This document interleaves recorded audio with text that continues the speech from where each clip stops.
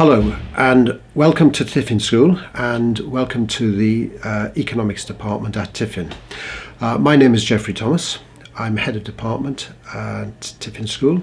I've been here since 2013 and I've been teaching economics more generally for about 28 years. And I'm going to guide you through the offer that we've got for A-level economics at Tiffin. In the department there are two of us, myself, Geoffrey Thomas, and also Miss Helena Rawlinson, who also teaches mathematics.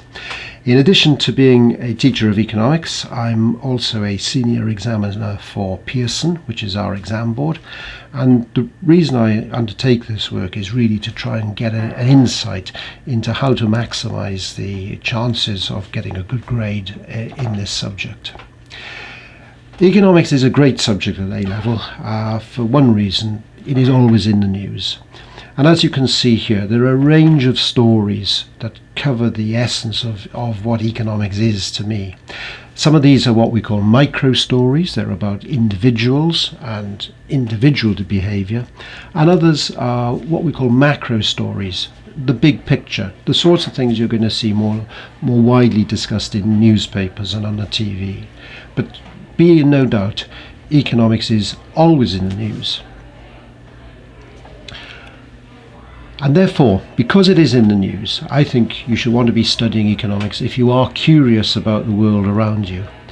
You do need to be interested in the small things. How do people behave? How might we encourage people to make better decisions? How do firms behave? How do businesses behave? But equally, we want to think about the big issues. One of the most pressing has been whether we should pay people a basic income. And if you are keen on putting forward your point of view, of discussing your viewpoint, that's what we're looking for in A-level economics. But equally, we want to equip you with a strong set of analytical skills, and particularly strong writing skills and strong numerical skills in the subject. A-level economics at Tiffin has been very popular, and currently we've got 84 students studying the subject in year 12. It's a great subject to combine with the sciences, so we have people doing maths, further maths, physics and economics, and also with the humanities. We have people doing history, English and economics. It's a subject that's well regarded by all the British universities. And what makes economics teaching great here at Tiffin is that we have a critical mass. We have decent class sizes which allow for discussion, debate, investigation and so on. Because ultimately, you, the students, are pivotal to the success of the subject at this school. In year 12, we cover two themes in economics. They're called markets and market failure, which is essentially your microeconomics. And then after Christmas, we look at what's called macroeconomics. This is the stuff you're likely to see more in the newspaper, so unemployment, inflation, the balance of payments. But both of these will be using an analytical framework called the supply and demand model, or the aggregate supply and demand model, to try to understand and analyze economic phenomenon. At the end of the year, you'll be examined by two exams, a micro paper and a macroeconomics paper, and they'll take the form of short answers, longer answers, multiple choice and so on and so forth. These exams are important, of course, because they're going to form the basis of your UCAS grades. After the summer, and when you return to year 13, the final two themes of the course, looking at business economics and economic efficiency, together with the labour market, and in the final term we take a synoptic view, an overview really, looking at economic development from a global perspective. This then leads to your final assessment in economics, which is 3 2-hour papers. And again, they're going to take the format of short answers, multiple choice, and longer pieces of writing in response to stimulus material.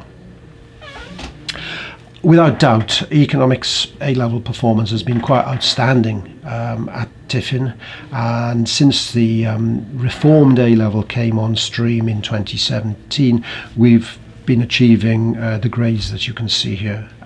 And in addition to this, a large number of our students go on to study economics at university, and that is particularly gratifying because they like their subject sufficiently to want to go on to study it at university. In addition to teaching the syllabus, we aim to try to add some value to your education, so we will encourage you to take part in essay competitions. There are a number that are run during the course of year 12 and 13. We will try, and we have in previous years, always secured tickets to the Royal Economic Society public lecture, which takes place in November in central London. There are a range of other competitions that take place.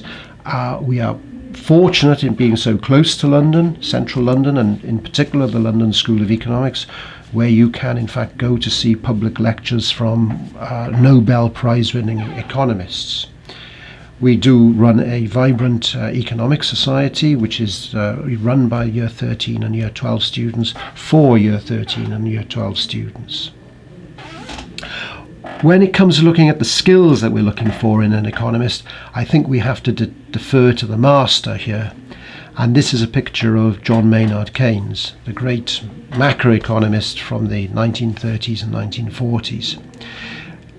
He sums up the skills required perfectly, that you want to be a good all-rounder. You have to be a bit of a mathematician, a bit of a historian, a bit of a statesman, and a bit of a philosopher. You've got to understand graphs and symbols, but more importantly at A-level, you've got to be able to communicate your ideas in strong writing.